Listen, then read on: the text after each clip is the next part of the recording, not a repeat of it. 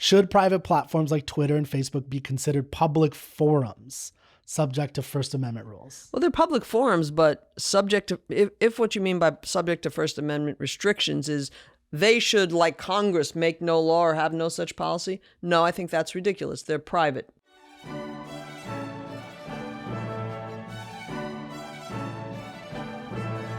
Welcome to my studio. Great to be here. Professor Tara Smith, thanks for being here to talk about your latest book, among other issues, The First Amendment, Essays on the Imperative of Intellectual Freedom.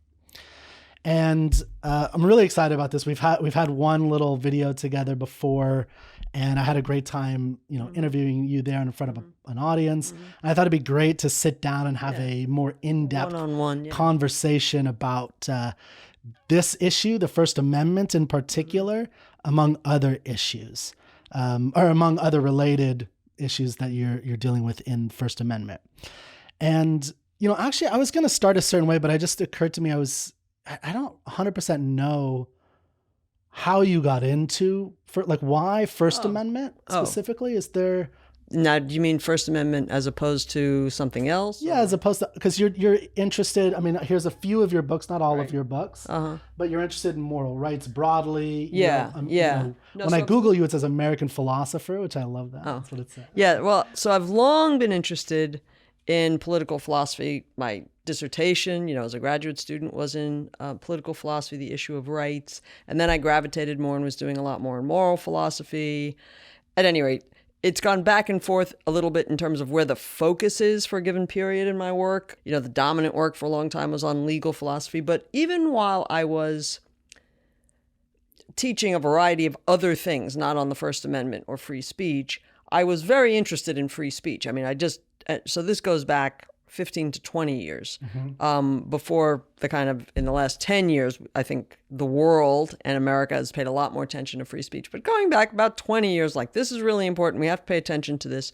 So I started some programs for students at UT, an essay contest, a series of free speech dialogues where I had in speakers from different fields like journalism or a law professor or a think tank, and different points of view on an issue. At any rate, I was doing a lot, but I wasn't teaching a class on free speech, and I wasn't writing on free speech, but I was keeping alive kind of student interest and good ideas. And then from that, I thought I had to put so much work into those dialogues in preparing to be a good moderator for those, because the format was such that I was asking a lot of the questions. I was really asking the questions. I had to do a lot of research to figure out the best people to invite. My point is, I was doing so much damn work on that. I thought, I want to teach a course on this, get some more money's worth out of all the work I had invested. And then from teaching the course, as often happens, you think, well, I want to clear up this issue in writing. I want to write an essay on this because this seems like something I could clear up, readily, you think. And then it's always more complicated. But at any rate, that's kind of how I came to end up writing a few articles on free speech. There's another story to tell about how I ended up also writing these articles on religious freedom and how I got interested in that. That really grew out of my work on judicial interpretation, but we can get back to that if you want. I don't want to go on too long about this. No, sure. I appreciate that. Because the reason some of the things I'm thinking about is in prepping for this, I watched some of the interviews you've done on this book. I've read the book. I've started taking a course on the great courses just to kind of learn a little bit more about First Amendment. And it really made me think about my lack of understanding of this issue as I'm a non-academic scholar. I'm just I went to college and that's about it. And I try to read some books here and there. And I think there's a lot of people like me. And one of the things I'm learning, and I hope this is for, educated people who want to be informed, is I had basically two understandings of free speech before being presented with some of your work and interacting with objectivism. And one, and First Amendment I put under the same category, essentially. To me, they were equivalent, right? And that was it. They are for a lot of people, but that's it. Many people. Yeah, exactly. Yeah. And it amounted to two broad feelings, and I put it like this, is that I and other Americans can say whatever we want. That's basically it, right? That's the amount and extent to it. Uh-huh. And I understand there's more to it, and we're Right, going to right, dig into that. right. So I beg your indulgence for those of you who are like, what is this guy I think doing? that's a sensible thing. I mean, as a sort of first pass, and as what a lot of people think, like, you get to say whatever you want. And I mean, if we can fill in the nuances and the qualifications there, but that does get to the heart of things. So Exactly. Go ahead. Yeah. No, I appreciate. Yeah, that's true. And then the second one is that this is literally taught to me in K through 12 school, is that the exception to that is, we can think of it categorically as the you can't yell fire in a crowded theater thing.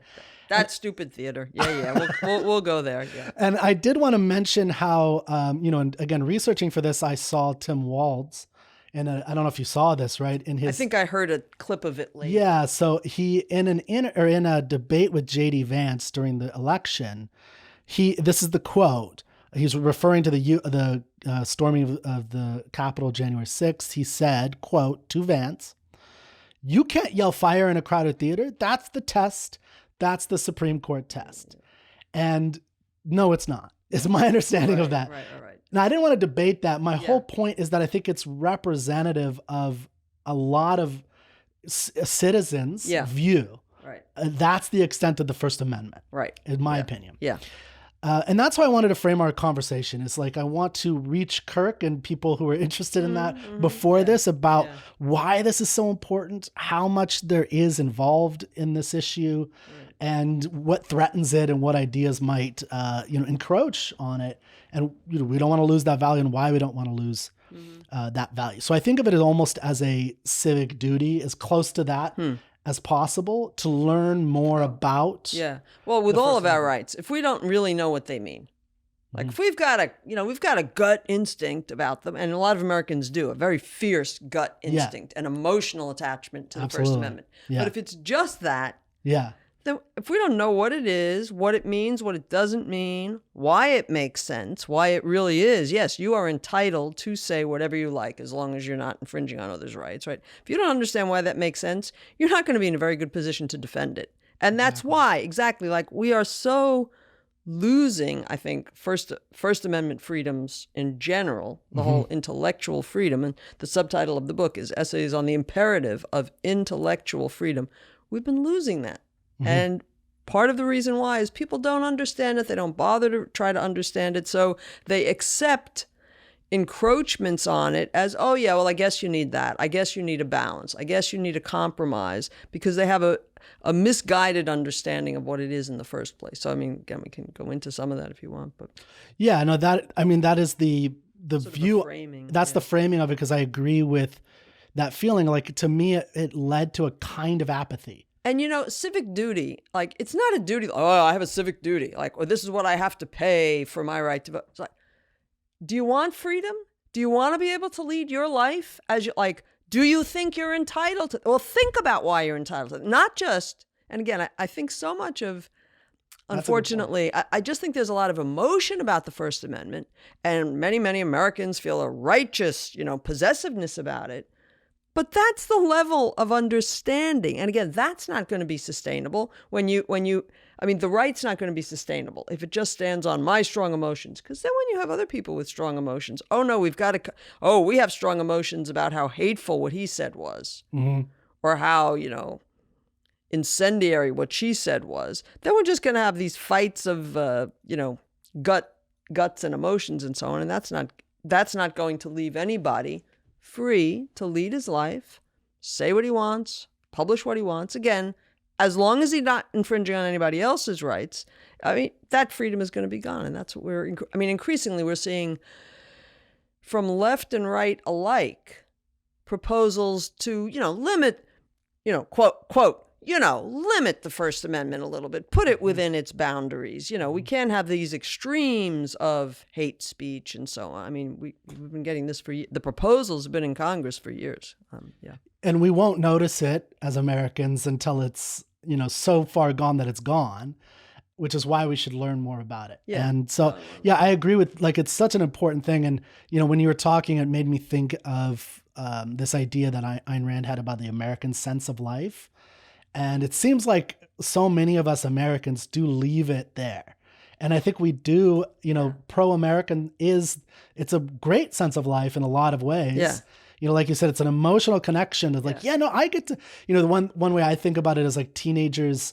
I wonder if they do this in other, like in more oppressive cultures, like teenagers here, like I got to express myself. Like it's really important to, and it's like, just, it's a value. And it's fine. I mean, the feeling is fine, but the feeling isn't the basis for it. And the feeling isn't the argument for it and the understanding of why it's so crucial. And I mean, so let's get to some of that. The First Amendment protects intellectual freedom of all sorts of exercises of intellectual freedom. And even though, as you said, many of us just think First Amendment, free speech. And then when somebody brings up, oh yeah, but it says something about freedom of the press, doesn't it? Oh yeah, that's sort of like, oh yeah, I've heard of that, or it says something about, freedom of religion. Oh yeah, freedom of religion, that's important too. But we have this many at least of us, some hazy impression of the First Amendment, mostly associated with free speech. But the amendment is about intellectual freedom. That is what unites concern with religion, for instance. You think there's this kind of God? God bless you, go for it. Pray to that kind of God, eat what that kind of God wants, follow that kind of God. It's your beliefs. As long as you're not forcing anybody else to do that, as long as you're not beating the hell out of your kids because you have these religious convictions, okay? You're not mutilating women because of your religious conviction, right? If you keep it to yourself, so to speak, you're not forcing it on anybody. Believe whatever you want to believe. Mm-hmm. Believe in objectivism, believe in Buddhism, whatever you want to believe. Okay. It's an intellectual matter. Publish podcasts, write papers, blogs, Substack thing, whatever you want, like whatever you want. People can agree or disagree, listen or not listen, right? So freedom of religion, freedom of the press, freedom of speech, about all sorts of matters. What you want to sell me, why you want to be the next governor of the state of Texas or what have you. We should be able to assemble. We should be able to, again, this is another few more elements in the First Amendment when you look at the text: petition, assembly. We should be able to petition the government to say, no, we think you got it wrong here, or we think this is an injustice, what you're doing here, and we get to talk to you about this and express our ways.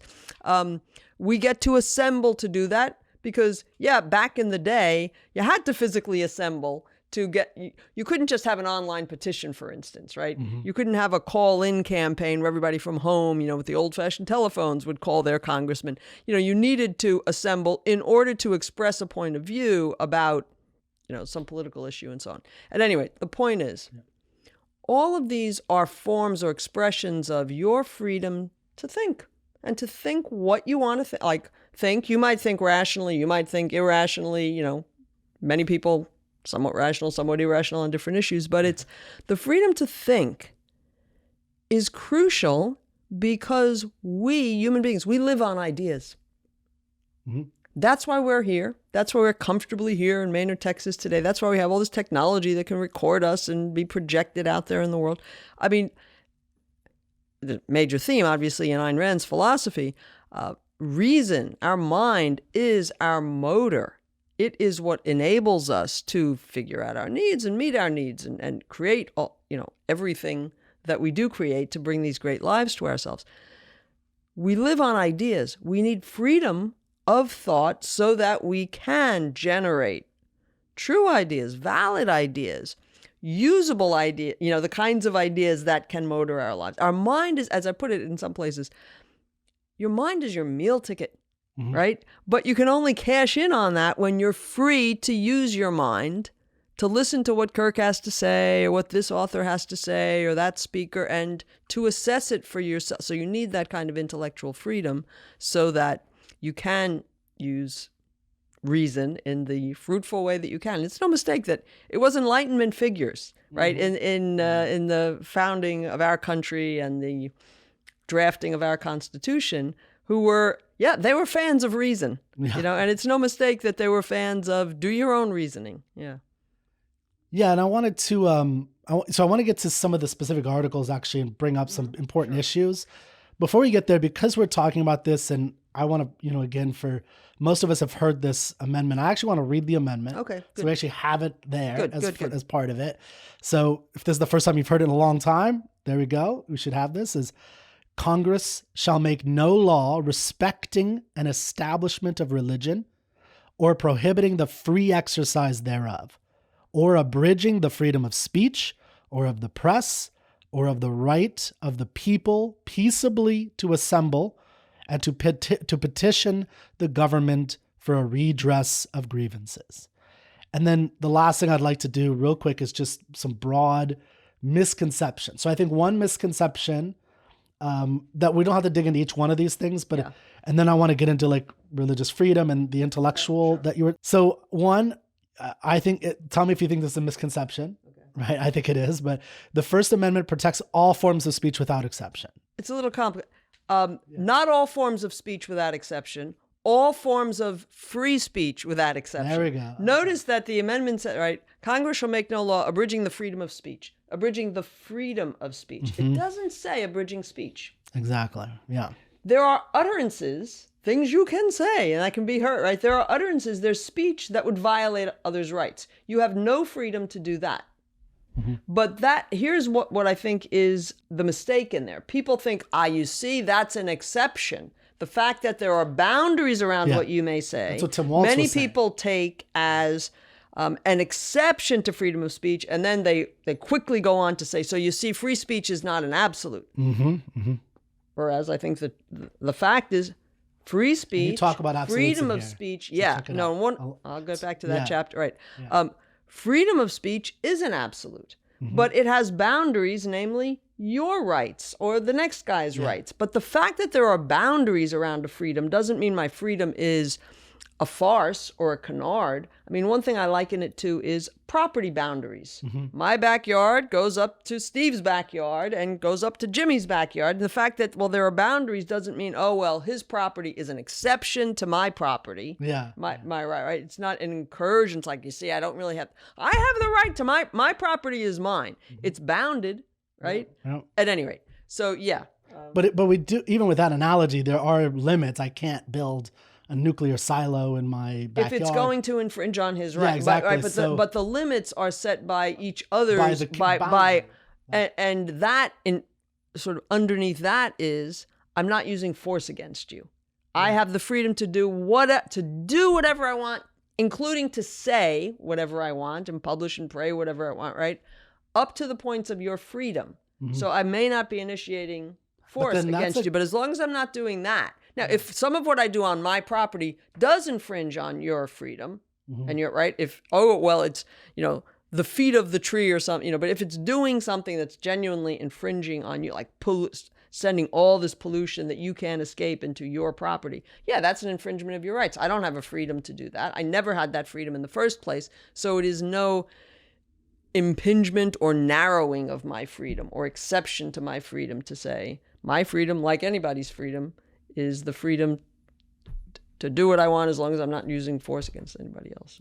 So just a couple more real quick ones. So the First Amendment only applies to government actions, I think is a misconception. Well, it depends on what you mean there, actually. Okay. The First Amendment is about government. All of the amendments are about what government may and may not, right? The Constitution is, here's the charter for our government. And it's framing the relationship between the government and the people. Now, what's true, I think, and maybe this is the idea you have in mind, is private individuals are capable of infringing on one another's right to freedom of speech. But the First Amendment is saying the government will make no law to infringe on people's freedoms. Well, so this is one I got from that great courses, actually. And I think it's interesting because and this is a whole conversation. I don't think we should go into all of it, sure. But I think it's important about some of these complications and why this is so important for us to study and think about. Right. So the example he's giving is basically public parks, right?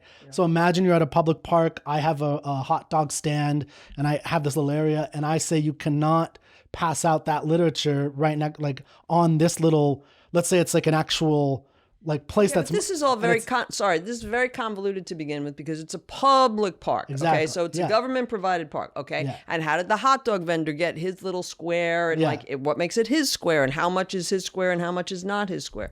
What I would come back to with this idea of is it only the government that can infringe on free speech? It was something like that you would ask. Yeah. Right? So the First Amendment only applies to government actions.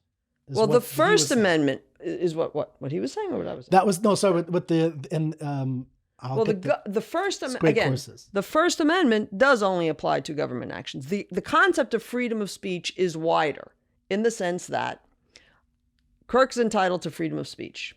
Who might violate that?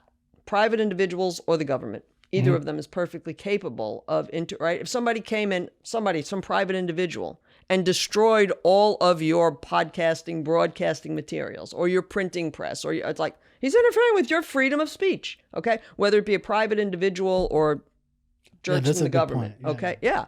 And it's important. Now, what's true, okay, part of why this is really important is censorship is something that only the government may engage in. Yes. That is really important. That is censorship. What that word means is government restriction of rightful speech, of speech that you should be respected as free to engage in.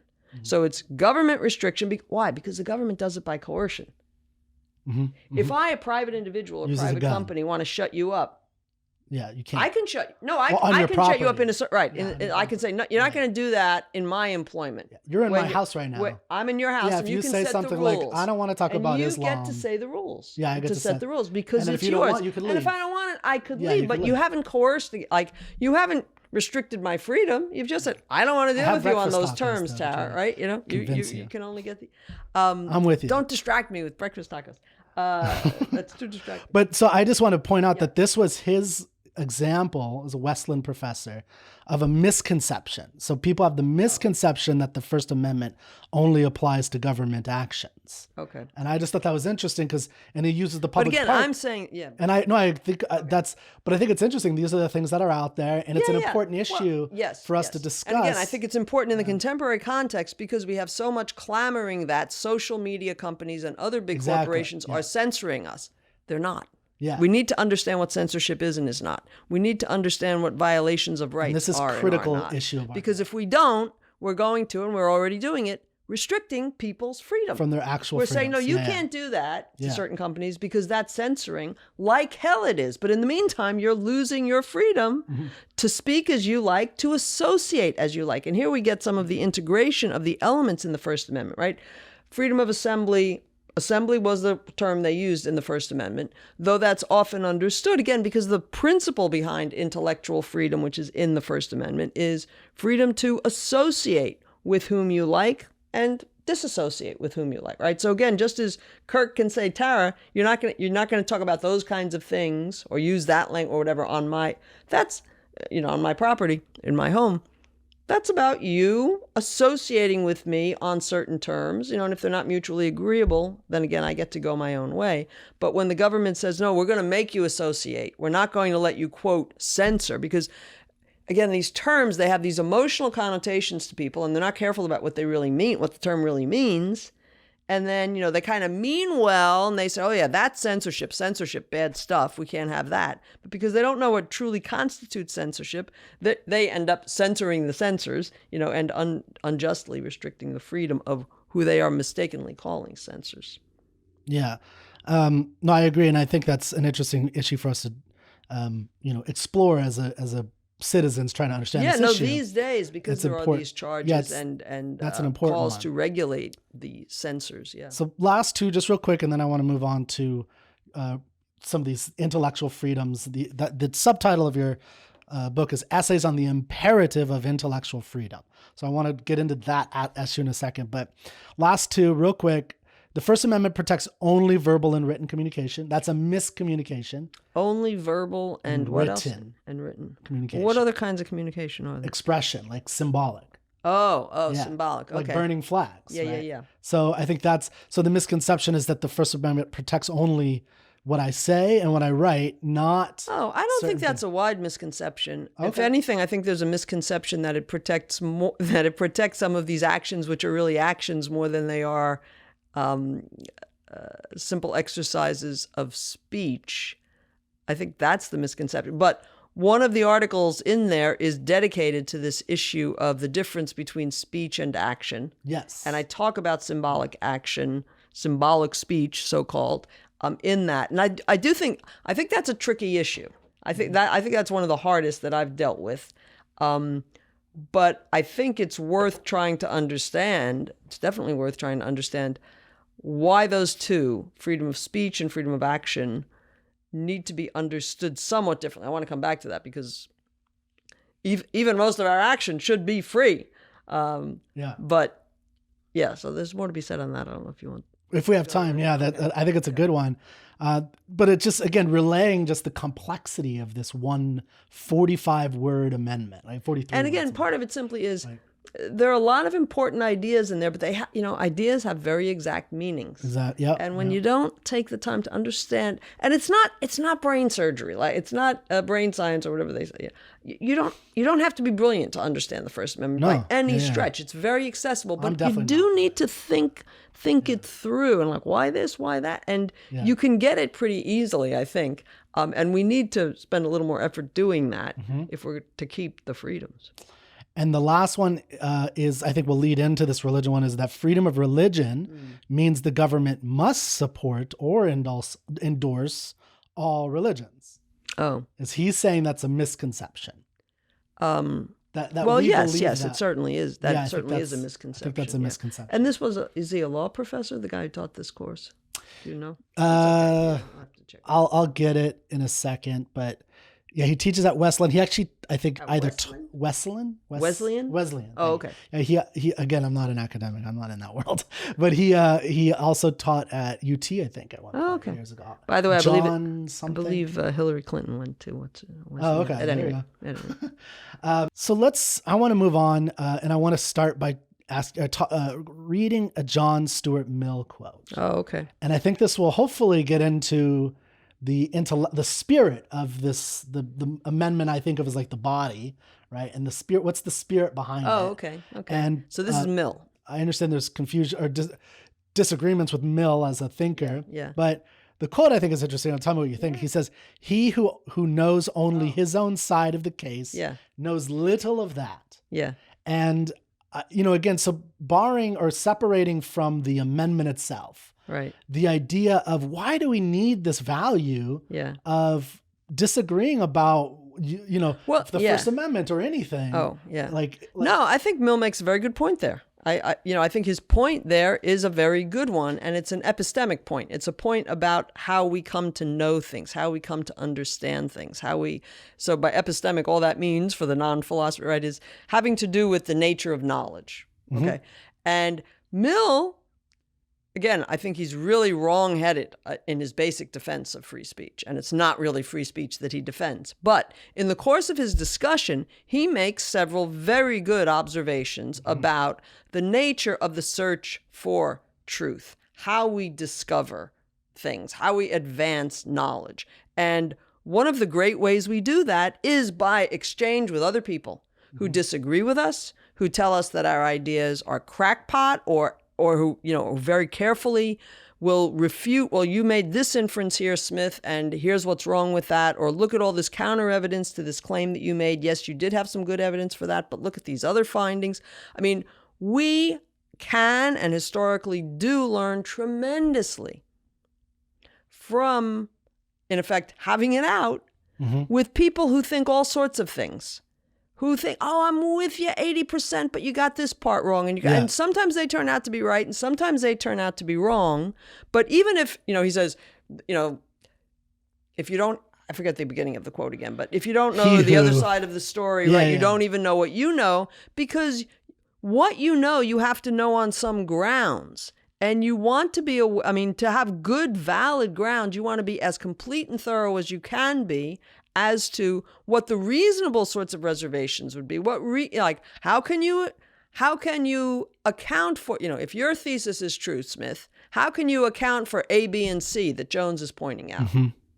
I need a good answer to that. Otherwise, I don't really Otherwise, know you accept it on thesis, faith. Right? You're basically accepting it on So you some want level of faith. to encourage the kind of contestation of ideas. So no, Mill, that's a good point, and he makes some other good points about the value of freedom of speech and exchange and thought for the development of rational understanding. Yeah, I mean, just to, I want to plug Third Thursday. So it's an event we do here in Austin once a month. And I had Dr. Mike Mazza come and he gave a talk, which is not recorded. It was just to that group. And it was, it's a group of mostly Ayn Rand fans, objectivists. And he made the argument of you can't really grasp objectivism or really, integrate it properly and understand it and defend it if you don't study other systems of philosophy. Like at least on some level to have an idea of like and not What just are the alternatives? read it about it a little bit, but like what would it really be like to live under this, under a Millian or a Kantian philosophy or a Nietzschean? I think that's really good advice. You need to, and I argue this all the time with the Literary Canon Club of why you need to read the Western works of the world is I really want people to like, this is what it would be like to be a Greek in ancient Greek times. Like, and because when you do that, you can understand they're humans living under these ideas and they're acting in these ways and they have these values. We have these values, and why are ours actually better? What are the alternatives? And you what's need to have a real concretized understanding. Yeah, no, absolutely. I do just want to say, don't let me get out of here, though, without also criticizing Mill a great deal. Because, I mean, I just gave a very nice, he says a lot of good epistemological things, but I don't want to leave the impression, he's not so bad. He's terrible on free speech and on intellectual freedom, so we want to... Why don't you just give your big criticism on free speech, because then I want to move into religious So freedom. I do want to... Mill makes some good epistemological points about the nature of knowledge and how we actually learn. But his defense, and again, I even want to put, I can't with a straight face say his defense of free speech, because it is so not free speech. Okay. He is a utilitarian, the greatest good of the greatest number, the greatest social good, like what makes actions right or wrong, what actions should be free or not, ultimately depends for Mill, and this isn't like a secret, but I mean, this is paramount, is what's good for society. No concern for the individual as individual. Absolutely, right? So it's a collectivist, utilitarian basis for freedom of speech. Which you don't agree with. Which I don't, because it doesn't, but because it doesn't actually respect the freedom of speech. You will be, on his view, you will be as, quote, free as society thinks it's useful for you. Like it's useful for you to be. So if they don't find it useful, your freedom is on a leash. Yeah, if they don't find it useful, you're out. Let me just say, right. No, your freedom is on a leash. It's not freedom. It's not the right to my life and to do whatever I want with it, which includes to speak and think as I like, right? No, you don't have that, honey, under utilitarianism, under collectivism of John Stuart Mill. You'll be allowed to say what we think it's best for society. You are the pawn. You're the servant. If you can say useful things, good. We'll loosen the leash a little bit. You have some smart contributions to make in biology or physics or whatever it might be, right? But no, if we society deem what you're saying isn't too healthy for society, too good for society, then we shut you up. That has nothing to do with respecting the individual's freedom, because it has nothing to also underneath that, freedom of speech, our whole Constitution, not just the First Amendment. It's about the respect for the individual as an end in himself, individualism. And without that, if you don't respect the individual as an end in himself, your life is yours. You do whatever the hell you want with it. I mean, just as an entitlement, as a jurisdiction issue, it is yours to lead as you like, as long as you allow others to do the same. Leave them free, don't coerce them. But that is absolutely absent in the Mill picture. Mm-hmm. And that comes out and it comes back to haunt the Mill defenses of, again, so-called freedom of speech. Which you do mention in the book. Oh, this comes up. And it also comes up in... so it's important. So one of the chapters by me has some discussion of Mill in it. And then there are some... Again, this is a collection of pieces, several of which are by me, but there's an individual piece, essay by Ankar Gate, a piece by Greg Salmieri, and there are a couple of very good, I think, discussions amongst the three of us where Elan Giorno served to raise some really interesting questions. And in that discussion as well, issues about John Stuart Mill and his view and the important differences come up. So you also get to hear some other intellectuals' takes on some of these issues. And I think there's, benefit from that too. Well, and I'll also plug your, you did an interview on the So to Speak podcast from FIRE. Yes. Which is Foundation of Individual Rights. For a long time, it was in education. And they just recently, within the last 2 or 3 years, changed their name. They're broadening their scope to not just defend free speech in education. It was largely in higher education, but more broadly. So it's now Foundation for Individual Rights in expression or and expression. But so the E is no longer education, but expression. No, but they're a very good organization overall. And they have a so to speak. And I just started listening to that because of your interview. Yeah. So thank you. It's a good podcast. Thank you. And that was Encore and me, which again, I think a three-way can sometimes be but you talked about this issue a little bit of Mel. Okay. So I think it's good to get a little bit more for people interested. True. Thanks for. So let's move on to your first essay, the first chapter in here is, I want to read the title. So this, I'm gonna out you as an atheist. I think this is public knowledge, but it's an atheist who writes an article called "What Good is Religious Freedom?" Right, and then the subtitle is like so that's John Locke, Ayn Rand, and the non-religious case for respecting it. And I think somebody who doesn't know anything about any of us or you might think that's an interesting, like, why would an atheist care? Yeah. In all honesty, let alone write a really in-depth and great, I think it's a wonderful essay to read about, I took away religious freedom is valuable because it's a form of intellectual freedom. That is basically it. It's not about religion. Yeah, it's not really about religion. It's not about religion. But religion it's still a defense is an expression. Well, my point, no. The First Amendment, even when it refers to religious freedom, in a sense, it's not about religion. That's just a prominent form in its time, an issue that the people then were very concerned with, and we can come back to that in terms of the historical context, right? But religious freedom is, again, a form of intellectual freedom. And we all need intellectual freedom so that we can use our minds rationally to learn, to develop better and better lives for ourselves. So yes, even even Ayn Rand or the atheist should care about religious freedom, because if you start, oh no, you can't have religious freedom, why not? Well, because you're not supposed to think that. Well, wait a second, that sounds like Mill, who we were just talking about. That sounds like, oh, that's not good for somebody else or in some other way. It's not your right to tell me what to think. Mm-hmm. I may have some really stupid thoughts. I may have some really self-destructive thoughts, self-destructive in the sense of I'm wasting all my time on this completely irrational religion and devoting a lot of my life and organizing my life around it, but it's my life, my mistake to make, right? Freedom of the mind is what we need to figure out what's wrong with religion, but to figure out what's right and what's true in all spheres.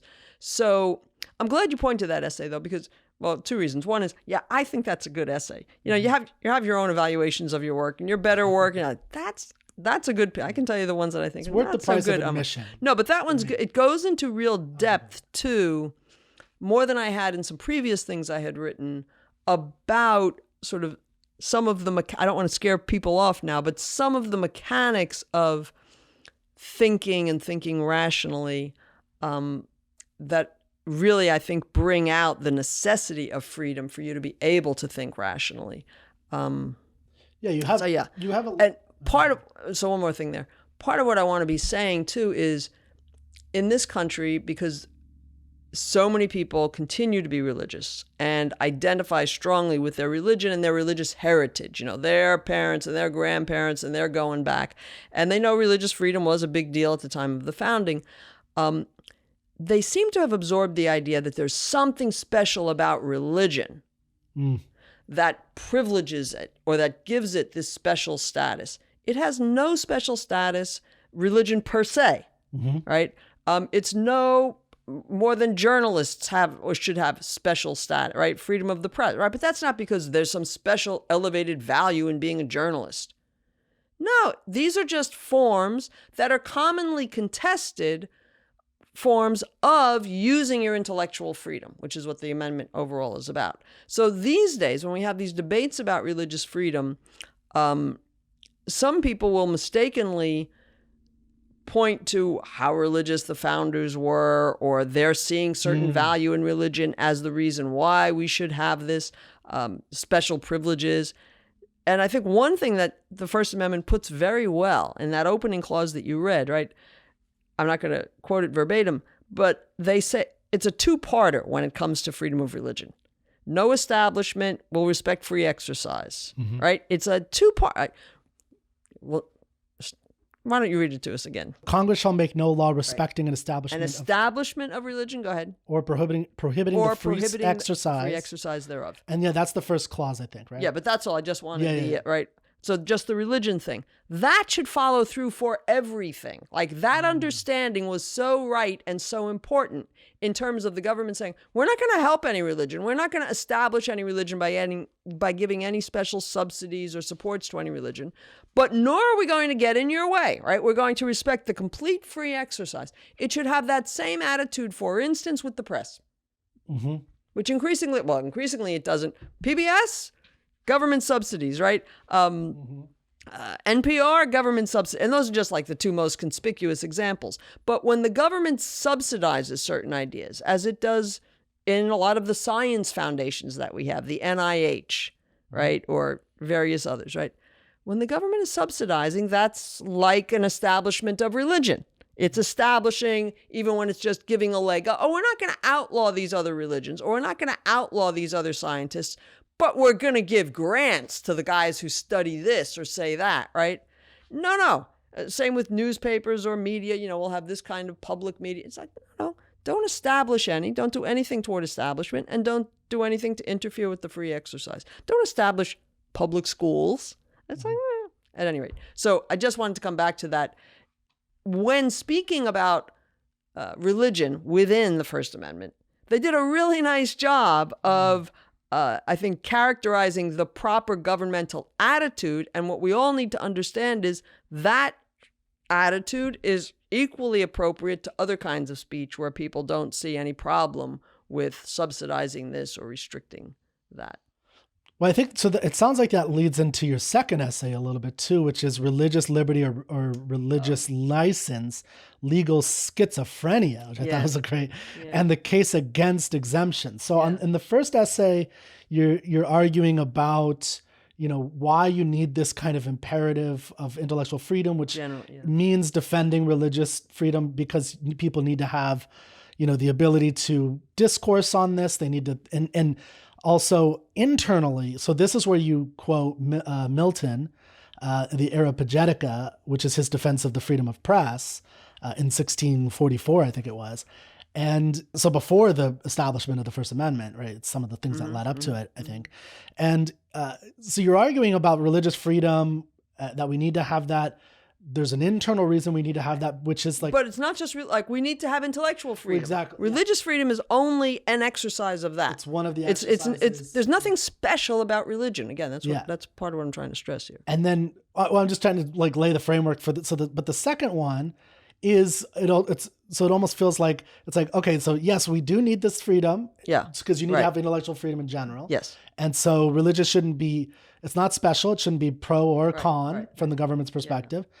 But it also shouldn't be pro, which is the next step. And and it does seem like we have special favors for this. We do, and it's amazing. This was an article that grew, you asked at the beginning, how did I get interested in free speech? And I spoke a little bit about some work I was doing with free speech for students and all. But this is an article that I actually the whole concept of religious exemptions is something I got interested in when I was toward the end of writing my book on judicial review, on how should judges interpret the law, what does the Constitution really mean. Okay, I was writing a book on that. Has nothing to do with, it's not directly at all about particularly First Amendment, Fourth Amendment, any amendment. Okay, it's about judicial review. But, paying attention to things in the news about the law, just out of interest and out of connection with my book. And in the book, it's one of the books not here, but Judicial Review in an Objective Legal System. The reason why I want to say the title is the emphasis is on an objective legal system. I read about a law case by chance one day, in the New York Times, and it had to do with religious exemptions. I had never, if I had heard of them, it went right by me before. Religious exemptions. And then there was some similar kind of concept in another case. And because again, I'm thinking about the objectivity of a legal system. And one of the requirements is that it be fully consistently integrated You can't have a legal system that's pointing in two opposite directions and giving the law. That's the schizophrenia. That's the schizophrenia. Right? And I thought, well, I got to look into that when I'm done with the book, because I'm almost finished with the book. And then the more I researched, it's this religious I discovered there's this big category. And different states have different laws about what they will exempt. But the basic idea is, on religious grounds, you don't have to obey the laws in the way everybody else does. That's the basic idea, putting it in very kind of rough and colloquial terms. But again, we have this law. It applies to everybody, but if you're religious, and there are, of course, certain conditions placed on how you show your religion. Oh, but if you're religious, you get a get-out-of-law-free card. What the hell is that about? Now, again, so I have a whole essay on these religious exemptions, and I cite, there's a long bullet list of, I think the classic case that most people are familiar with is something like when we have a military draft in place, as during the Vietnam War. Some people would claim conscientious objection on religious grounds. You can't put me into combat. I don't want to kill, or something like that. Okay. But so, I had long been familiar with that because I was alive during the Vietnam War. You can get out of certain kinds of standardized testing for your kids, standardized like intellectual testing for your kids in certain states on religious grounds. You can get out of certain vaccines. I think this has become more well known in recent years on religious grounds. If all the other kids have to get these vaccines, but you claim religion X, you don't have to. Even at least equally ominously, there are daycare regulations. Like if you run a daycare facility, there are all sorts of, surprise, surprise, government regulations about safety precautions and so on, and who you can hire and so on. But there are exemptions. Again, in some states, the laws vary. In some states, on religious grounds, you don't have to comply with those things. Or certain of the employment requirements in general, not just in daycare. So there is a long list what is that about? So this article really goes into those.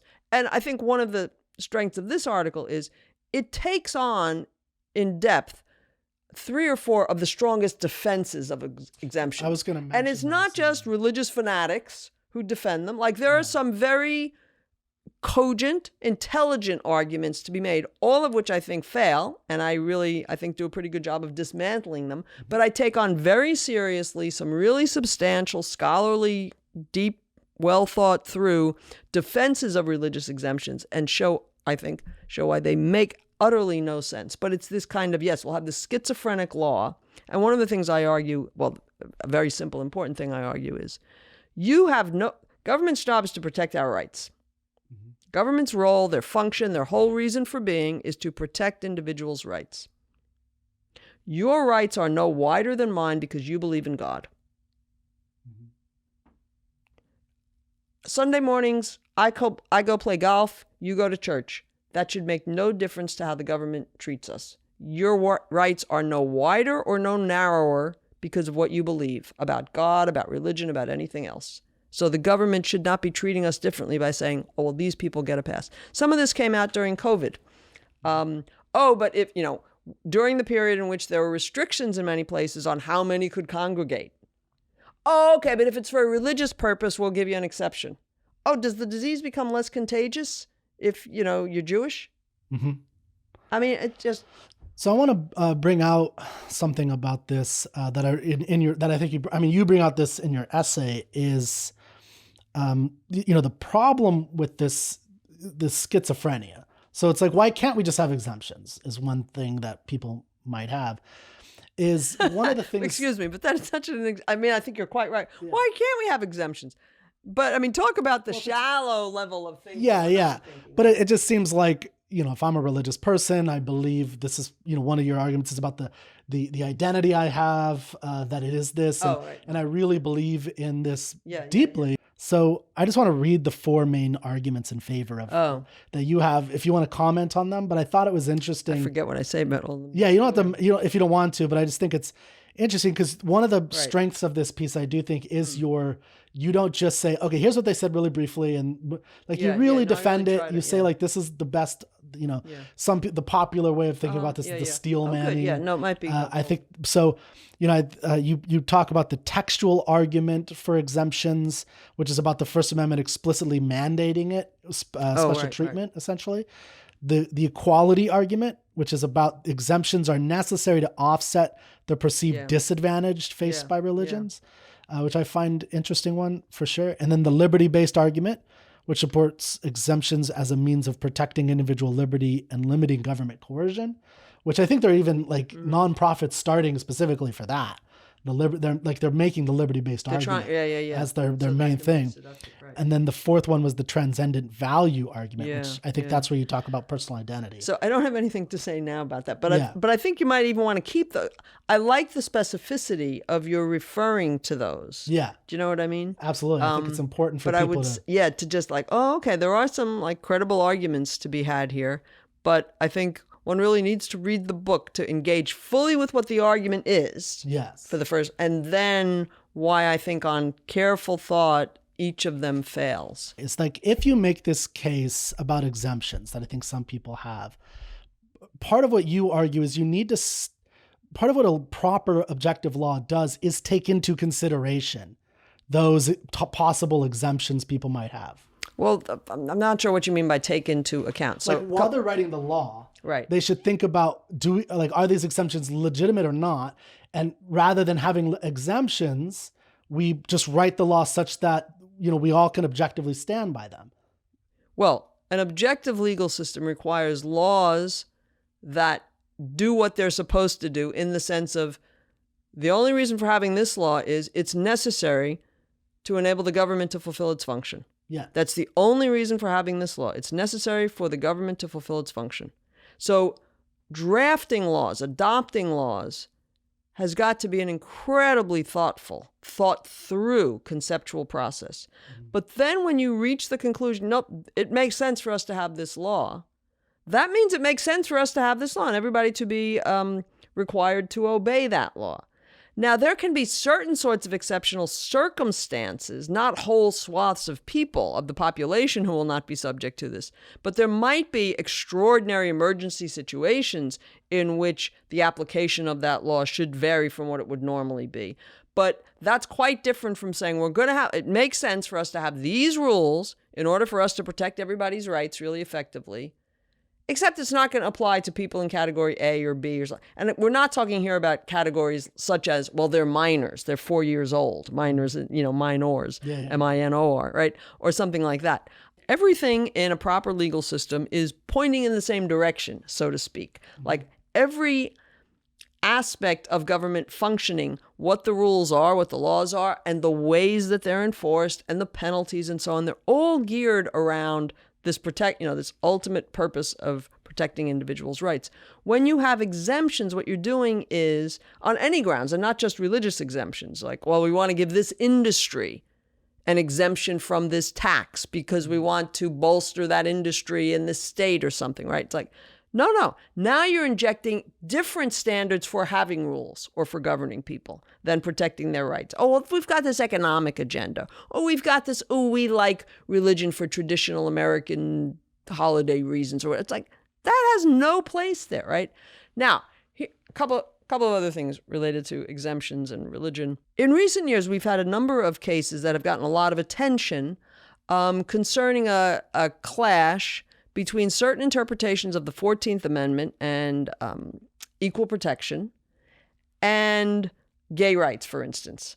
So I'm thinking of these cases, and some of you will definitely have heard of some of these cases, like the Masterpiece Cake Shop, where basically the scenario is some private proprietor, he's a baker or he's a caterer or he's a florist or he makes videos of weddings, doesn't want to sell his services to a couple that's a gay couple getting married or something. I mean, we've had a variety of these kinds of cases.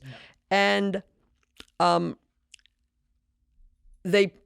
they create a problem because I think of a misinterpretation of the 14th Amendment, which has led states to adopt laws that say you may not discriminate on certain grounds, right? Now, there are real problems with having those laws, but then those laws seem to come into conflict with, I have a freedom of religion, and that means I don't have to do business with people I don't want to do business with. And part of why I think those kinds of cases pose really difficult questions is because you've got inconsistent directives from the law. You've got this schizophrenic law that is pitting, again, a misguided interpretation of the 14th Amendment against the First Amendment. And I think a helpful way to think about exemptions in general is this, and some of our torn sympathies in some cases is bad laws give exemptions a good name.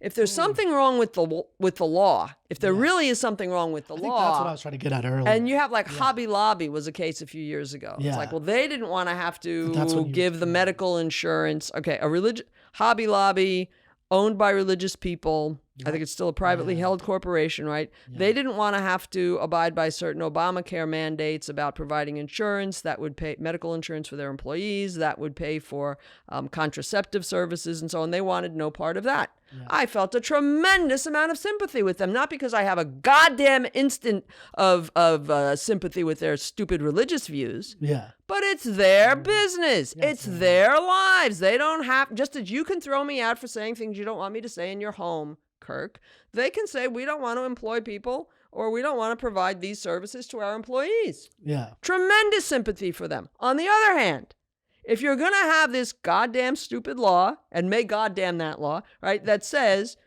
you may not set the terms of your own business, you must do business on these terms that the government decrees. Yeah. Well, then I have a lot of sympathy for them. Well, no, you shouldn't get out of this restriction just because you're religious. But again, it gives the exemption a good name because the law is bad. So we need to clean up our laws rather than have this proliferating, well, an exception for him, an exception for him. It's bespoke law. Yep. Anyway. No, so we're pushing up against time. Okay. But that was what I was trying to say. So, yeah. And I think you mentioned it in that Hobby Lobby. I do talk about. I think that's when you talk about just. Yeah. So it's the push up against bad laws. I like how you frame that. Well, that gives credibility to the exemptions thing. That's. And just one last. I'm really glad that you raised religion. Religion is rearing its head with more confidence than ever in this country. Under these misguided notions of religious freedom, we now have just in this past summer, before the election, and now, of course, they'll all feel empowered with Trump in power again. But Oklahoma and Louisiana passed laws. Mm-hmm. In the one case, they want to have the Bible. I almost said the First Amendment. No such luck. The Bible on, in every schoolroom. I think that's Louisiana. I may be confusing which is Louisiana and which is Oklahoma, and one wants to be teaching the Bible in school. And here in Texas, so again, there's already, of course, legal pushback against this, but these issues are very live of, I think, misunderstandings of the First Amendment, of religious freedom, and school curricula debates and the role of, we're having those in Texas right now. Yeah. So we need to be very careful about religious freedom, what it means and what it does not mean. I think a little self-education on that would really help everyone. Yeah. Yeah. Well, and on this whole issue, which is the theme of this podcast. So if I, with your permission, can ask you some rapid fire questions. Okay. I hope I have rapid fire thoughts. Well, if you don't, we can move on. We do have a few minutes, but I don't. Happy to play. Yeah, I think it would be also just get some of your thoughts on these big issues. Which are super big, and so good luck doing it in a quick amount of time. Okay, so for number one, social media censorship. So you kind of touched on this, but should private platforms like Twitter and Facebook be considered public forums subject to First Amendment rules? Well, they're public forums, but subject to, if what you mean by subject to First Amendment restrictions is they should, like Congress, make no law or have no such policy. No, I think that's ridiculous. They're private. Mm-hmm. Your size, the value you offer to people, or the value that the market places on you on the basis of, whether it be your stock market price or your number of clients and customers and users and all, that doesn't change your rights. They're private individuals or groups of individuals who have every right to create whatever conditions they want for engagement with them. They're not censoring when they say, you can't speak that language, or you can't talk about that, or you can't say that on our platform. Go somewhere else if you don't want to be on our, if you don't like those terms. But no, that's not censorship, and they should not be restricted at all. Number two, cancel culture. Does cancel culture pose a threat to free speech, or is it a form of social accountability? I wouldn't frame the two alternatives in quite that way. I think it's a messier, more complicated concept. But so cancel culture seems to mash together as we normally use it. So this is in no way a criticism of you here, Kirk. but it seems to mash together a few things that we really need to separate. I have the freedom, and it should be respected as my freedom, to disassociate with someone for whatever reason, meaning I'm not going to any longer voluntarily engage with you. I'm not going to shop at your store anymore because I don't like your politics or your position on some cultural issue on gay rights or trans or whatever it might be. I have the right to dissociate from you. I'm sanctioning you in a certain, in that negative sense of sanctioning you, but I have no right to interfere with others continuing to do business with you. I have the right to try to persuade people you shouldn't do business with Chick-fil-A either, or whatever it might be, right?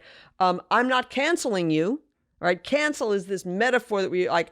I cannot cancel you if I took a torch to your enterprise, to your store or something. That would be wrong. That would be an infringement of your rights. But I'm not canceling you. I'm not capable of canceling you, erasing you, doing something like that.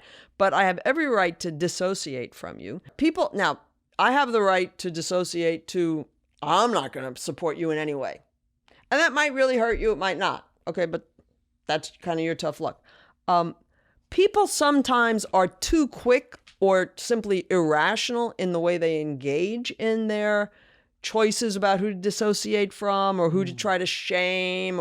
So that you have the right to do this doesn't mean that you're necessarily doing it in a rational way, but you have the right to be irrational. You don't have the right to infringe on others' rights, to start, again, going beyond the I'm not going to deal with them and I'm going to try to persuade other people to not deal with them.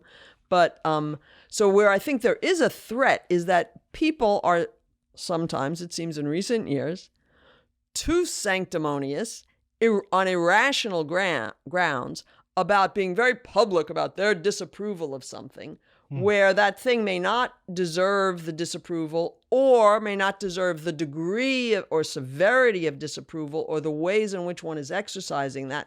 So there's definitely, I think, been some bad behavior in the ways that people practice dissociating. But you have the right to dissociate.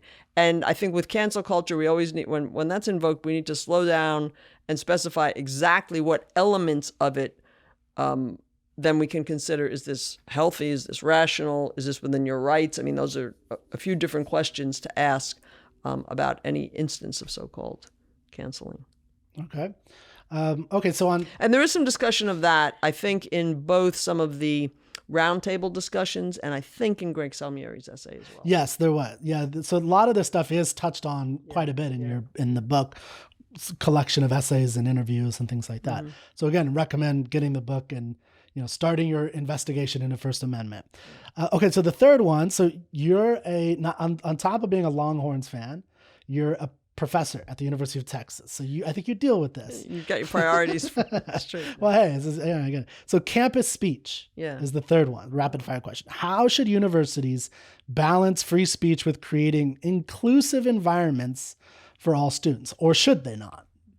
Is that not a priority? It depends on what your university is primarily going for. So I don't think there's a one-size-fits-all answer. Universities should do Joe Schmo's university, this Baptist university, this, heaven forbid, public university. I mean, different institutions of higher education, colleges or universities or technical schools or whatever. I mean, they should all be privately owned and operated for whatever brings that group of people together. Like, I want to start a university, or we want to start a university, and its primary mission is to do X, Y, or Z. Then consistent with that mission, it should come up with policies for campus speech.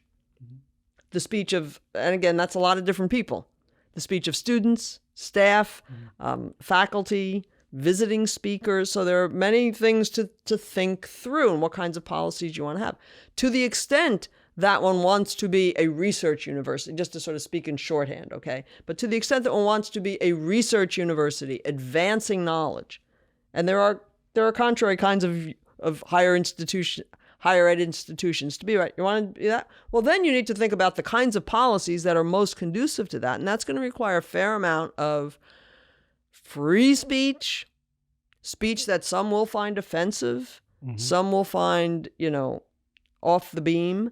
Well, that may be a little too strong here, but you're going to have academic rigor, right? I mean, you can't just say any crackpot can say anything and we're really this is a useful way to advance the understanding of biology. I mean, there are certain ideas that have been discredited, and short of really credible evidence coming to call into rational question what's been discredited, you would not want to employ such people, as faculty or something like that. So I think there's a lot to be said for, at least in certain sorts of, and I think maybe the most valuable sorts of higher ed, creating very free environments.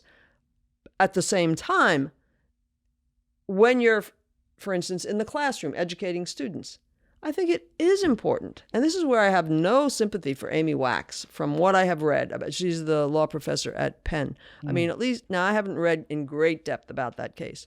But there are things that one can do, is capable of doing in the classroom that can be very intimidating to students and to the kind of environment that's most conducive to the free and open exchange of ideas in the kinds of classes where that's what's called for. Not every class. It's like, no, there are certain basic classes where you need to learn, the equations in certain math or science, and I mean, it's not that, every subject is open to wide open debate. So I don't want to suggest that kind of thing, but there are you saying seminars of a certain sort and certain kinds of course subjects that really are best, you optimize the delivery of what that course is supposed to be by having a pretty open, comfortable environment amongst, let's say, the 10 students in a smallish seminar or something.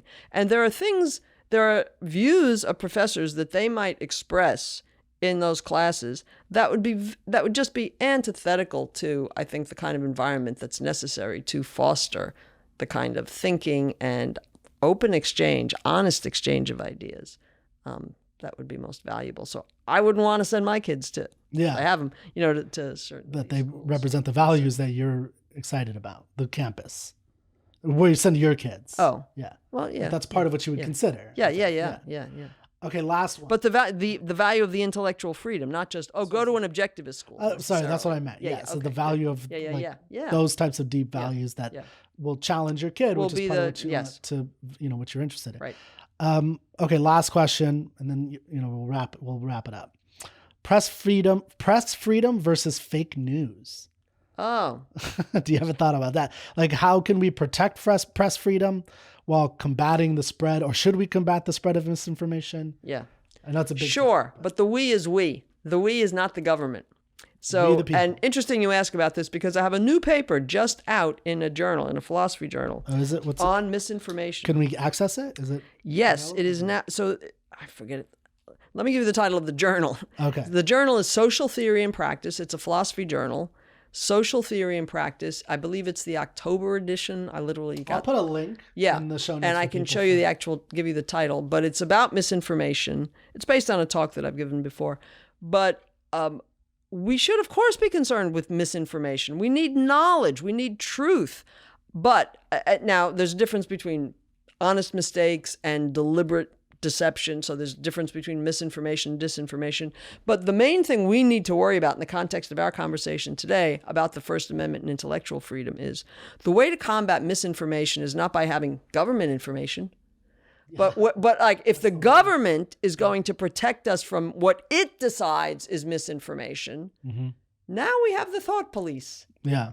Now you make that point. Now we have I mean, now we have the government telling us what it's okay to think and what it's not okay to think. That it's a complete violation of our freedom to think for ourselves. Yeah. And with that freedom, like if you really take ideas seriously, then you individually, we all need to be responsible in where we get our news. And I think a lot of us are just cheap about that. We're cheap with our time and we're cheap with our dollars. We're just cheap about it. So we kind of get it where we can get it and piece it together. And well, that's what that guy at the office said too. And, you hear a few and sort of, we're not systematic. It's news by accumulate. Like if you care, and you should care, a lot of the news really does matter to your life, right? Yeah. Then you need to make the investment, not just to read from a more expensive source, the investment of time to think about what you read. Does that make sense? Like, it takes some real digestion of issues and so on. So much of the I think, problem in our polluted media environment these days, and fake news and people being uncertain about what to trust and what not to trust, is bad thinking and lazy thinking on our parts. And the quality of journalism overall, I think, has deteriorated considerably. But the solution is not government regulation, which again is increasingly being advocated. But this new piece really goes into that. I wish I could remember the title. And so I'll put a link. Like I said, it'll be Freedom of the Press. I think is the Press, beginning of it or something. And we just end on that. But I think like I think Onkar makes an argument in the interview part about what you just said about how the logic of what you have people opposing big tech as monopolists in misinformation, and their solution is let's have a government monopoly. It's just ludicrous. Like that's not the right. Even if you feel that way, that's just the. Well, also you have like, as long as it's not the government restricting this, then you don't like the news you get here. You're not sure you should trust that. You have plenty of other sources. Yeah. When the government restricts, nope. Now you have fewer sources, or fewer. Okay, so thank you so much. I think we're on time. So again, make sure to buy Tara's book, The First Amendment, Essays on the Imperative of Intellectual Freedom. And this does have contributions by Onkar Ghate, Gregory Samieri, and Ilan Jorna.